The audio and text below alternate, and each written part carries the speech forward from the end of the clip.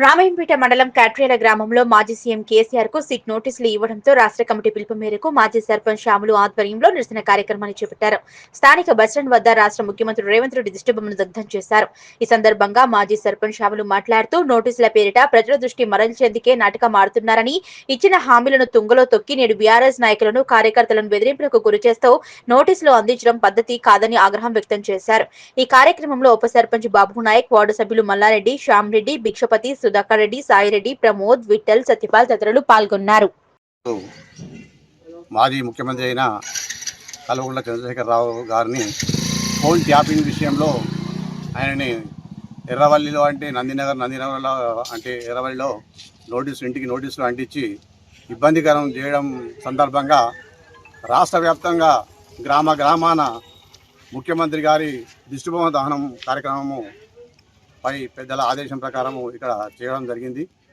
ఎందుకంటే అసెంబ్లీలో ఎదురు ప్రశ్నలు ఇయ్యలేక, వాళ్ళు చెప్పిన గ్యారంటీలు ప్రజలకు అందజేయలేక, దీనికి ఏం చేయాలని ఒక ఆలోచనతో ప్రజల దృష్టి ఏమర్చాలనే ఉద్దేశంతో ఏదో ఒకటి దుర్భాషలు చేస్తూ వీళ్ళ మీద వీళ్ళు ఎట్లయితే లొంగుతారు, ప్రజల దృష్టి ఎలా మారుతుంది, వాళ్ళకు ఈరోజు రైతులకు ఇచ్చే రైతు బంధు కానీ పెన్షన్లు కానీ ఏవి కూడా సక్రమంగా రావడం లేదని ప్రజలకు తెలుసు, రైతులు తెలుసు, అందరికీ గమనిస్తున్నారు రాష్ట్రమంతా.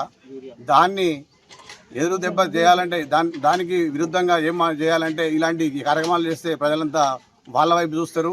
మాదేదో గొప్పతనం అనుకొని ఈ చేసే దౌర్భాగ్య గవర్నమెంటు వాళ్ళ ఉద్దేశాలను ఇలా మరల్చాలని ఆలోచనతో ఈరోజు నందినగర్లో ముఖ్యమంత్రి గారిని సిట్ విచారణకు ఆదేశించి అక్కడ గృహ నిర్బంధన చేసినందుకు ఈ కార్యక్రమం చేయడం జరిగింది. అందుకు గాను వారు విరమించుకొని అతన్ని ఈరోజు సిట్ విచారణ కూడా 3 గంటల సమయం ఇచ్చినాడు ముఖ్యమంత్రి గారు. వాళ్ళని గౌరవించి, పోలీసు వాళ్ళని గౌరవించి, ఈ పోలీసు బృందం కూడా వీళ్ళకు బత్తాసు వాడే అవసరం లేదు. మొన్నదాకా 10 సంవత్సరాలు ముఖ్యమంత్రి చేసిన అతని మీదకి ఇలా పోతే రేపు ఎవరిని కూడా ఉంచరు. అలాంటి కార్యక్రమాలు చేస్తూ విరమించుకోవాలని. జై తెలంగాణ.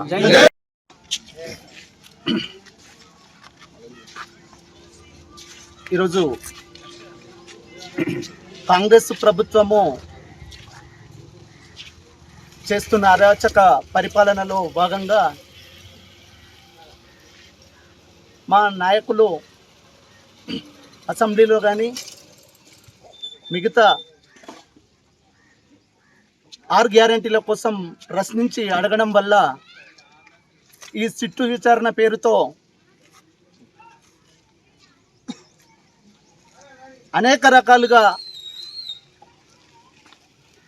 వేధింపులకు గురి చేయడము, తెలంగాణ రాష్ట్ర ప్రజలను పక్కదొవ్వ పట్టించే ఆలోచనలో భాగంగా సిట్టు విచారణ అనే పేరుతో ఆ రోజు ముందుగా మా కేటీఆర్ సార్ గారిని, అలాగే హరీష్ రావు సార్ గారిని, అలాగే సంతోష్ కుమార్ సార్ గారిని, ఇప్పుడు కష్టపడి రాష్ట్రాన్ని సాధించిన మా ప్రియతమ నాయకులు కల్వకుంట్ల చంద్రశేఖరరావు సార్ గారిని ఈ సిట్టు విచారణ, ఫోన్ ట్యాపింగ్ విచారణ అనే పేరును ముందుకు తీసుకొచ్చి వేధించడము మన రాష్ట్ర ముఖ్యమంత్రి గారికి సబబు కాదు.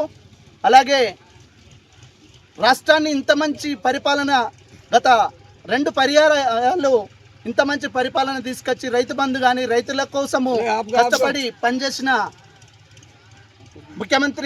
మాజీ ముఖ్యమంత్రి కల్వకుంట్ల చంద్రశేఖరరావు గారిని ఈరోజు ఈ సిట్టు విచారణ పేరుతో ముందుకు తీసుకురావడము మంచి పద్ధతి కాదని చెప్పి మేము ప్రభుత్వ దిష్టి బొమ్మను దాన చేయడం జరిగింది.